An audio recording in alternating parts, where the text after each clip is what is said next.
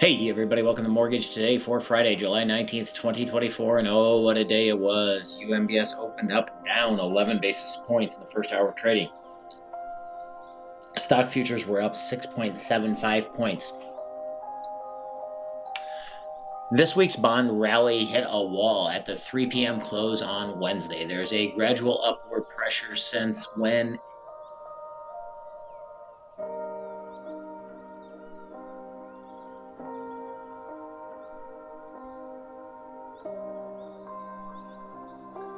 There has been gradual upward pressure since today's overnight session, seeing some of the fastest selling. The counterpoint is that selling is only fast relative to the recent range. It's very mild in the bigger picture of the 10-year yields, only being up about 4 basis points. As for motivations, declining volumes have greased the skids for any material market movers to have a bigger impact than they otherwise would. One of the only quantifiable market movers has been a heavy slate of corporate bond issuance this week, with nearly $50 billion brought to market versus expectations for roughly $34 billion, according to BMO. Microsoft had an outage overnight, which is affecting the banking, aviation, and other services. It is affecting European stock exchanges and the financial system. So originators saw some effects of that today, including Encompass having outages. But the airline thing is terrible. My niece has been trapped in the Salt Lake City airport since last night, and as of midday today, she had been in line to rebook for 2 hours, and they're saying it was going to be another 4. The index of leading economic indicators contracted again in June, albeit at a slower pace from May. Over the first half of 2024, the LEI contracted by 1.9%, a moderation from the 2.4% pace we saw in the second half of 2023. Housing affordability is getting a little better due to the falling mortgage rates, which are still close to an all-time lows. A person with a $3,000 budget can afford a $450,000 home at current mortgage rates, which is a little better than it was in April when affordability was worse. The typical monthly mortgage payment fell by $115 since then.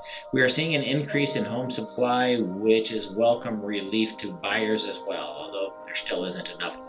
In a vacuum limited to this week, Friday ended up being the only interesting day because it was the only outlier in terms of bond market price action.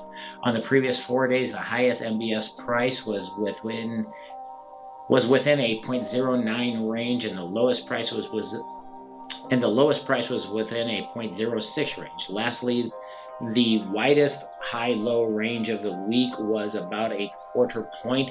If you're not sure what to make of that, it means Monday through Thursday were flat. Friday was flat too, but only after overnight losses took MBS prices almost a half point below Thursday's high. In the bigger picture, this still isn't that significant, especially considering these levels would still be the best in several months before last Thursday's friendly CPI data. MBS closed the day down 11 basis points at 100.86. So at 100.86, we're now down in the lower range. So now we have that Fibonacci line at 100.914, which hasn't been around that long. Is the ceiling, and the floor is down at 100.628, which is a Fibonacci line that is converging with the 25-day moving average, with the 50-day moving average coming right up behind it.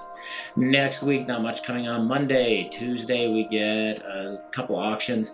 Wednesday is the big day. We get the S&P Global PMI. We get Global Services PMI. Then on Thursday, jobless claims, durable goods, CapEx, GDP deflator, and second quarter GDP. And then on Friday, the big one, core PCE, as well as inflation expectations and consumer sentiment. So that Friday's the big day everybody's been waiting for, because that's going to really impact what the Fed does coming up.